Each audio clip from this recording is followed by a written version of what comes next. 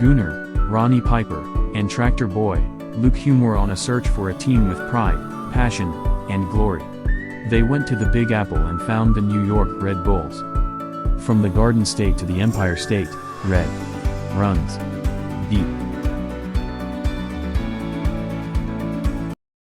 Yes, now, and welcome back to episode 16 of the RBNY UK podcast. And this is the end of season and middle of the season. Everything's a bit crazy at the moment. It seems to be an announcement every few days. But before we talk about all the news and the end of the season, Luke, my friend, how you doing? Not bad. It's been a while. Yeah. We did promise to be back for another playoff episode. Didn't happen. Things came up. Yeah. Just didn't happen. And then I went to Barcelona. And I was there for 10 days. We could do a recording. So here we are. Yeah. End of season wrap up. Episode 16. Episode 16 episodes don't seem like a lot to people, but for our schedule this year, Yeah. it's approaching we got to 16. And we went like 4 months without doing a podcast. But we got to episode 16 episodes is deserve a clap, I think. Yeah. Like I say, it's been we would love to have had another couple of games at the end of the season, like everyone who's watching, listening along. However, it wasn't to be. No. Probably some of the vocabulary I used at the end of the game probably wouldn't be tolerable on any airwaves, even the 18 plus ones. A certain ex-Red Bull player that I'm not going to talk about too much, and it's just a shame that he's now suspended for the rest of the playoffs. Yeah. But can't stand that bloke. But we'll briefly talk about it. It wasn't a terrible performance. Wasn't a performance. It's the best team in the league as best well. team in the league. I mean, it was always going to be a hard task. Let's not kid ourselves. The team squeaked into the playoffs. Oh, yes. I know we got the home seed in the end, but they squeaked into it. No matter what they won in the end, you go about. They squeaked in, and probably, over the course of the season, didn't deserve to get in the playoffs. You could argue, of course, we've seen, but that's the rules they did. And like I said, went to Cincinnati first game, lost. Was it 3-0? Yeah. 3-0. Brought them back to the arena. Went 1-up. Should have seen the game out. It was scoreboard difference in the game, really. Yeah. Game go away. And on penalties, when you go to penalties, poor luck. Especially, it's always more frustrating as well when you have the penalties to win it and you end up losing. It's always, but obviously John Tolkien. Obviously, if we weren't for John Tolkien's penalties, we would have been in the playoffs to begin with. So. Obviously, it looked like that is his last kick. Pretty much, I would expect an announcement within the coming weeks. Yeah, I don't think he'll be back at Red Bull next year. Yeah, and I think it's actually perfect scenario. We just leave that season behind because season done now. This off season, we're only really 3 weeks into it already. The off season not technically even started. No, we're still technically in season. So it's been very interesting so far, and I think there's only one place to start before we talk about coaches and players. Obviously, a certain person who's rather high up that's gone, and we're trying not to smile too much. At the end of the day, we thank him for everything he'd done. However, it was time. It was time for change. It was time for change. Was about 3 years ago. Yeah. What I always say about Dennis Hamlet is, I believe, I might be wrong, but my strongest belief is Dennis Hamlet was brought in 2017. When, as you remember, it was a massive screaming match between Jesse March and Andy Curtis. And Red Bull went, Jesse, you're Iron Man, Ali, get out. That's pretty much what happened. And he got forced out. Yeah. And Jesse March wanted a yes man go, okay. And obviously his best mate, the assistant coach, Dennis Hamlet, was the perfect place to do that. Because in effect, he wasn't sporting director. He was a name. Yeah. Jesse March was sporting director. Yeah. Come 2018, Jesse March leaves, and so you've got Chris Armert, who we won't get into that. But as you know, the sporting director has an important role. Yeah, and obviously, head of sport, Kevin Hill comes in, and basically looked at that time. Obviously, the whole Kaku thing was coming on. Yeah, you looked like they were keeping Dennis on the payroll until that finished, and then Kevin Hill were left, so it was like, oh, there's somebody in charge again. Yeah, and I don't want to be horrible, but he can't. It's hard to say things he got right. It's hard to look at a player and go, well, he signed him, and that was a fantastic decision. Yeah. It's hard to normally, even anyone, you can go, well, they didn't go perfectly, but this happened or they did this, Yeah. it's hard to find positive with Dennis, I think. And I think he was good. I think he's a good guy. He did well as assistant coach, and it was time. I think he overstayed. I think he's overstayed a bit. But I think it's quite clear that this red ball, we're not happy with this season. Oh no, not Like you can see, like things are gonna go. I think this could be an off season we've not seen in off season in like probably you could argue since 2015 when they got rid of all the European model. We're going for our young team, and that's pyramid you could call it. Maybe dead. You could, I think, like this. We're not going to sign European players. We're going to sign young and upcoming players and get them to Europe. It did nearly 8 seasons, but it looks like it might be dead in the water now. If what we are hearing is to be true, you got European stars on the way. But like I said, I think the writing was on the wall when Mario Gomez travelled over and he was at the Philadelphia away game, I believe it was. You knew that there was change coming. They don't fly out. Mario Gomez doesn't fly out to the east coast of America just to say hello. Especially when I know you got Red Bull Group and that. Yeah. But these cars are more independent than people think they are. Yeah. But like Mark Grand Prix runs New York day to day. Yeah. Your side that runs the sporting side day to day. Like you don't come over. Also, we have Zoom. Yeah. We have a meeting. You have Zoom or something like that. That was a clear sign that things is changing. Yeah. And it's hard to argue, not for the better after the last couple of seasons, where it's not really lived up to Red Bull expectations. Yeah, like we say, that I think they heard the noise. There was a lot more noise this year in comparison to other years. I think the first year you could really argue that. Yeah. And no doubt we've spoke about it. Anyone who knows about the MLS has spoke about it. With the arrival of Messi, things will be changing. Things are changing. And the room meeting will be another DP spot next year. I don't know if I'm being naive because I'm Red Bulls, but they know the franchise knows now that these rules are going in one favour. And we've wanted change for 10 years. Yeah. We've wanted to bring in all these younger players in who are highly talented. I think all the ones that have gone to Salzburg, some of them would have come to New York. Yeah. Even some of the South American talent, which would have bypassed the MLS, go straight to Europe, will go to the MLS and potentially would have gone to Red Bull. So I think if you find any episode of our first season, I can guarantee you, I remember saying to Anthony, if MLS got rid of monopoly rules, Red Bulls would spend the most money every year and would challenge for a title most years. Yeah. You only had to look at Salzburg and on this tent, Leipzig. So I think it's where Leipzig started to where they are now. It's in a very dominant by like the most dominant team in one league, especially within the top 10 leagues. Top leagues, like you could probably the other one you can compare him to is Salzburg. Salzburg. Look at Salzburg. How dominant Salzburg are. Like, and I think that's a more sort of expectation we think of MLS rather than Bundesliga. But MLS is more of a Salzburg league than a Bundesliga league.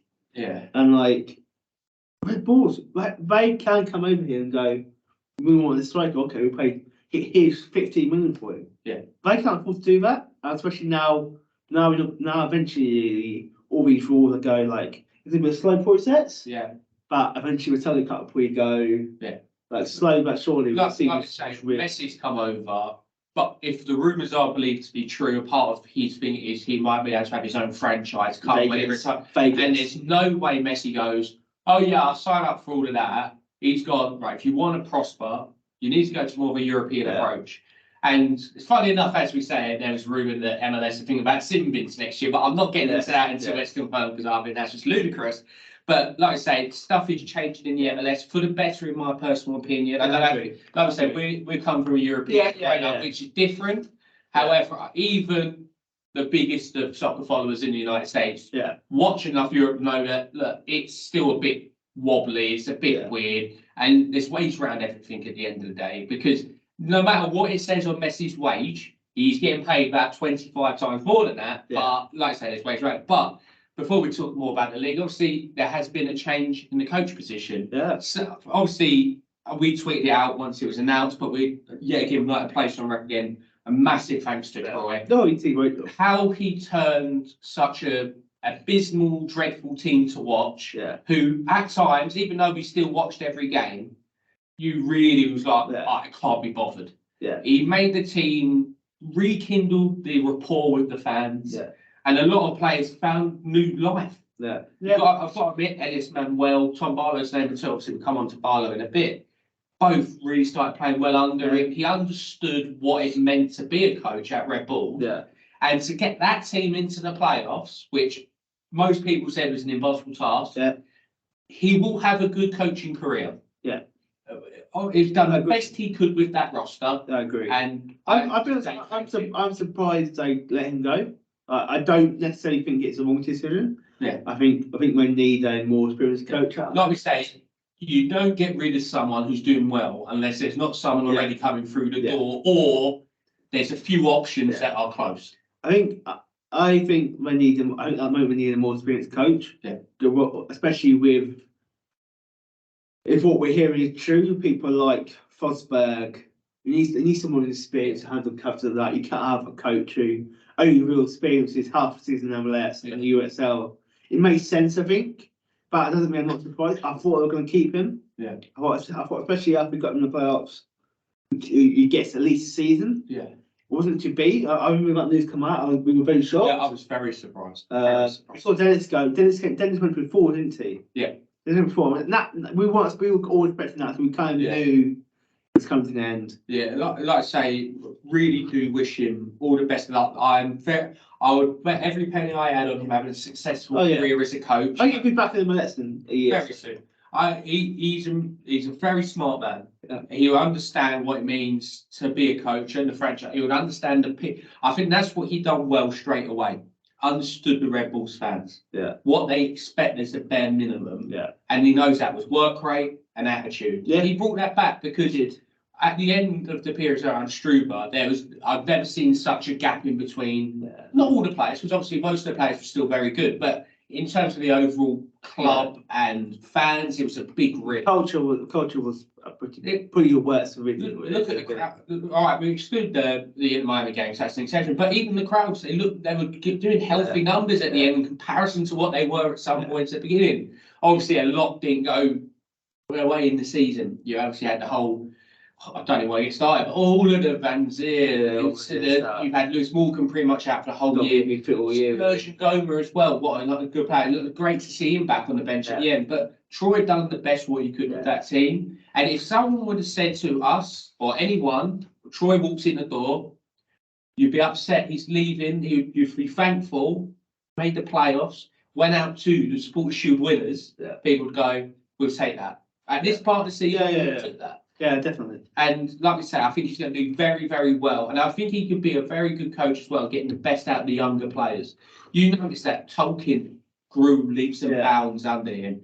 Even players like Laquinez, who's getting the most out of him. I thought Amir Fernandez actually improved quite a bit under him as well. Yeah. Even in the middle, I think Daniel Edelman, another example. So he's a very good coach. And obviously, it's going to be quite intriguing. There's a few murmurings, but not enough for anything concrete to talk about yet.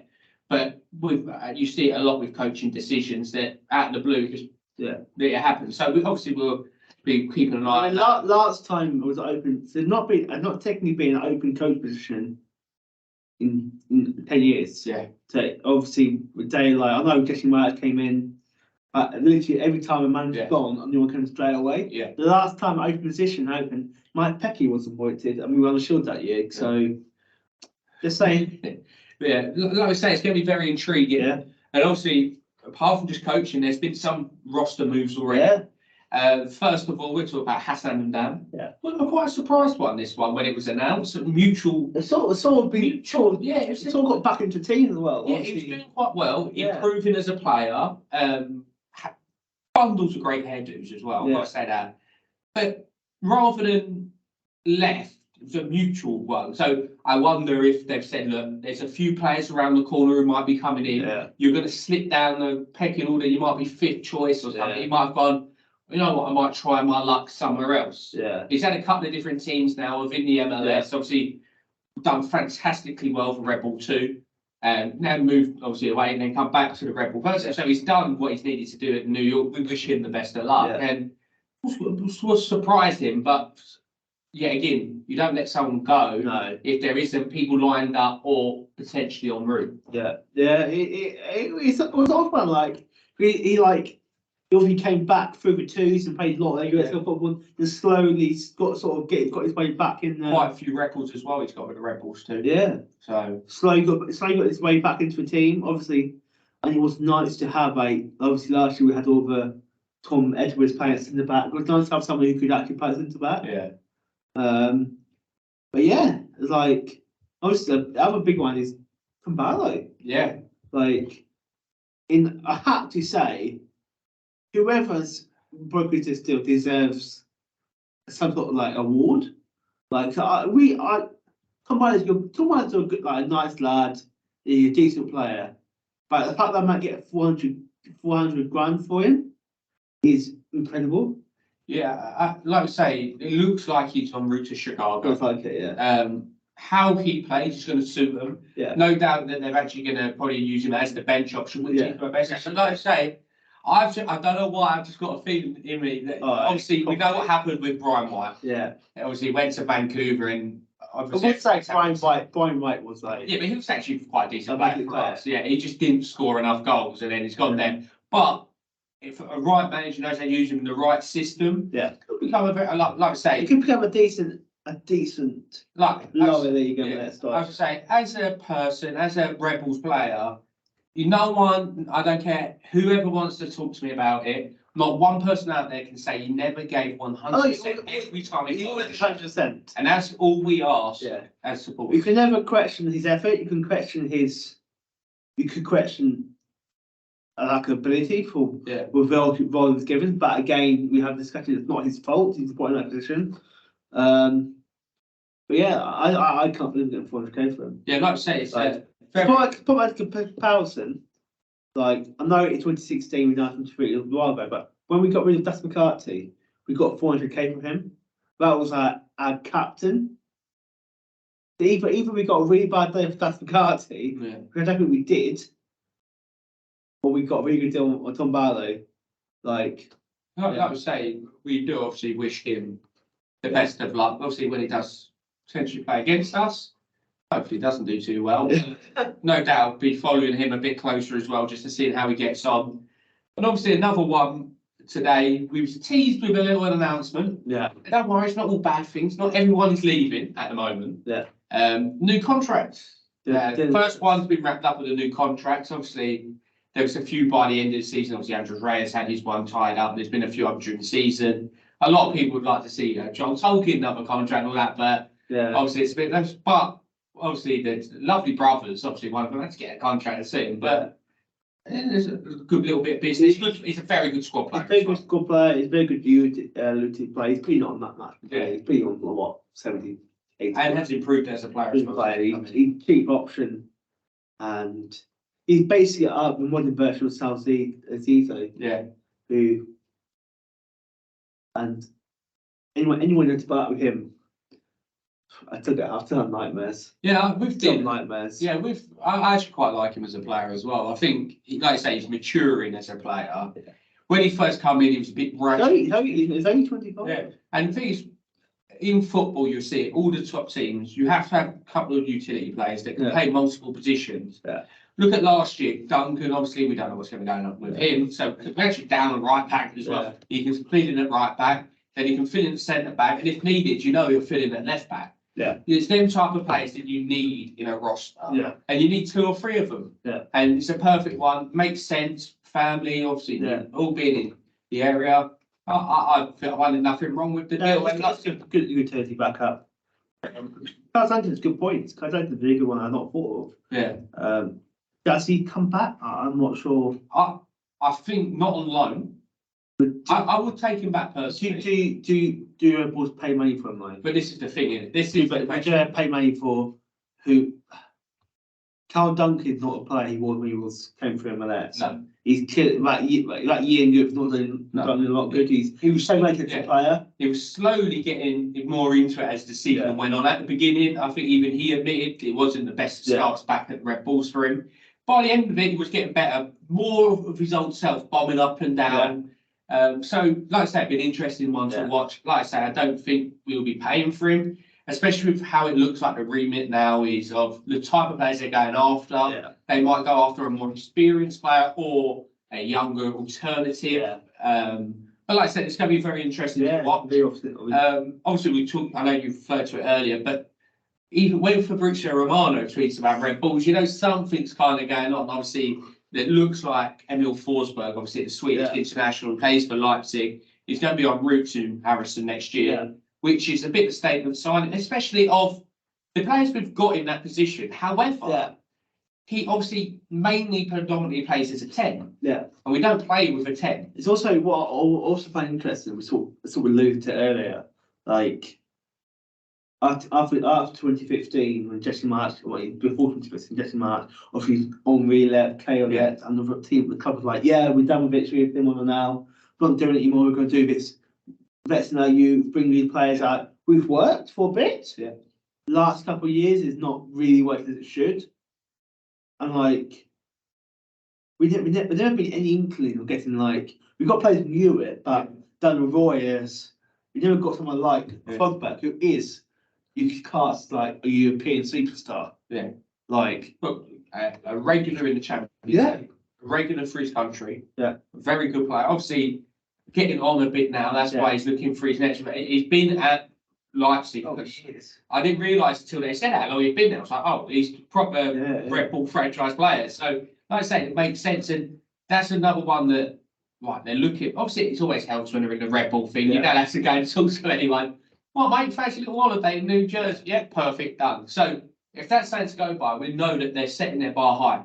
Obviously, like you said, with European players that we brought in, it's been, no disrespect, obviously, to Lewis Morgan, it's been fantastic. But you're looking at the English level, Championship, League One. The Scottish League, got a lot of Scottish League. Not being like, we haven't had the Tim Cahill's level on replay for a long time. Yeah. And I think they've seen, especially like the Inter Miami game level of the team. Yeah. Like we've seen, oh, actually, we need to mix this together now. Yeah. We're a bit of youth, a bit of experience, and that's how we can get this forward. Yeah. I think that's what we're going to see happen. I think it's been very interesting to see who they get in charge to manage these people. Yeah. Like, some of these players, like, listen, Forsberg's not coming here on his own. No. He's not been told to who am I going to play with? Some kid from Jersey. Yeah. But he's probably likely been promised, yeah, we're going to sign more players from Europe. Yeah, no, like that's going to have big personalities, some of them. So the manager got to deal with that. I was going to say, and there's no way they say to Forsberg, we don't know who's going to coach you next year. They've gone to him and say, look, these are the possibilities that are on the table. Yeah. Do you fancy coming on board with it? Yeah. Obviously, there's been speculation. Obviously, there's been fans saying what they want, but who knows? No one really knows this. Obviously, there's a few rumours around about Pep's assistant. Yeah. Which would be interesting one coming out of City Group. Yeah. It'd be a bit interesting. And not normally something like that. My City assistant role is normally see him go to the NYCFC or do you know that? Yeah. You don't really see him come out of the group. So that'd be interesting. The one that has left the City Group went to Leicester. Yeah. And now they're flying in the Championship. Yeah. But and also it's also that rumour. It's only rumour that Jesse March is. He's interested. How much actually we know? He's actually doing a new podcast. So I'll play with CBS. So as well on the Jesse Marsh one, obviously was briefly in charge of Leipzig. Yeah. So does know Forsberg. Yeah. So no doubt, even if Marsh is not coming back as a coach, Forsberg would have spoke to him about the Red Bulls. Yeah. And we know what Jesse Marsh is like. He's always going to put a good word in. Like I say, it's going to be fascinating. Yeah. Normally, I look forward a bit to this time of year because I'm like, oh, I get a few more rest sleep-ins and everything like that. However, it's actually give it a couple of weeks until the MLS season's fully done, and I think it's going to get very interesting. No doubt there'll be a few announcements from the MLS themselves about potential changes and stuff that's going to happen. Come middle of December, maybe just after Christmas, early January. Yeah. I think it's going to get very tasty. I think we're going to see some real change in its rights. I think it's what's going to be very different, very unrecognisable from this year. Yeah. Like I think you see a few players stay. I fully honestly believe that when Mario Gomez come over, he probably sat down with the squad and went, you've got to prove to us that you're good enough. Yeah. And you see some players' performances, they got good. Yeah. So they know, some of them are like, got to play well here. Yeah. Obviously, some players not to. They also should also speak about the rumour about we could get the goalkeeper come to town. Mm.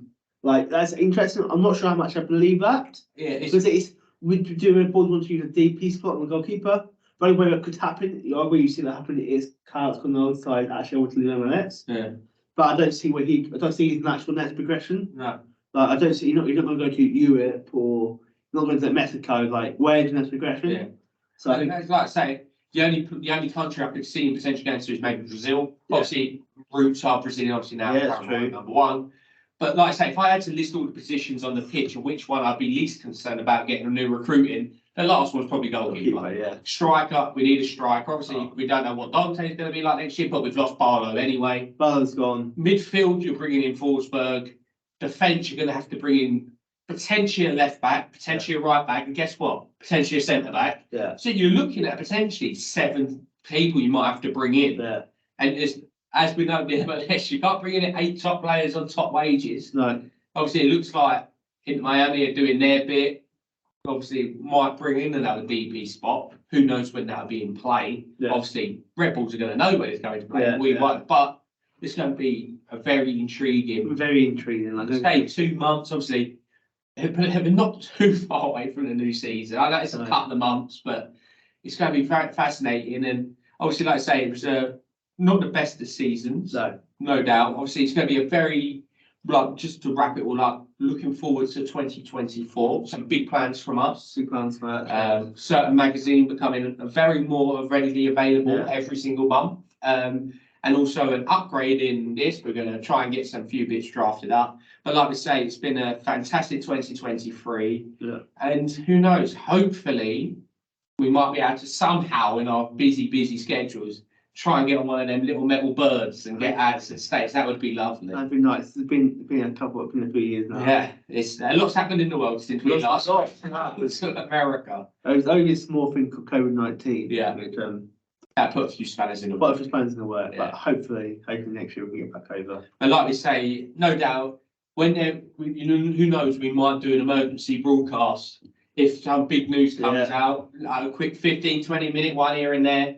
But obviously, we're not guaranteeing anything before Christmas. Yeah. But if we don't, we just want to wish everyone a lovely holiday period. Yeah. Have a lovely time with the family, friends, whoever you're spending it with.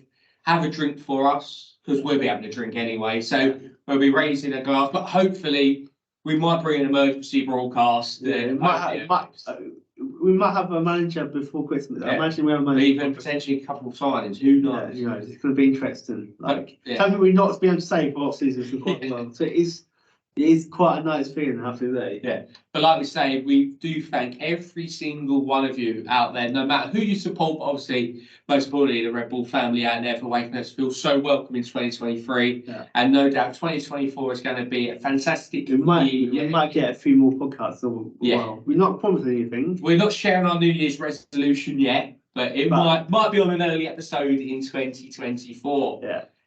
Hopefully we will actually make an appearance before it starts getting a bit hotter again.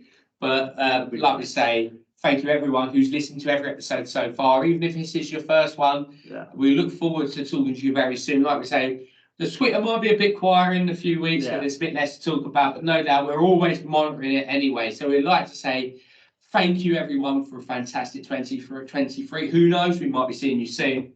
But as we always say, and there's only one way to finish for the year, come on, you Red Bulls.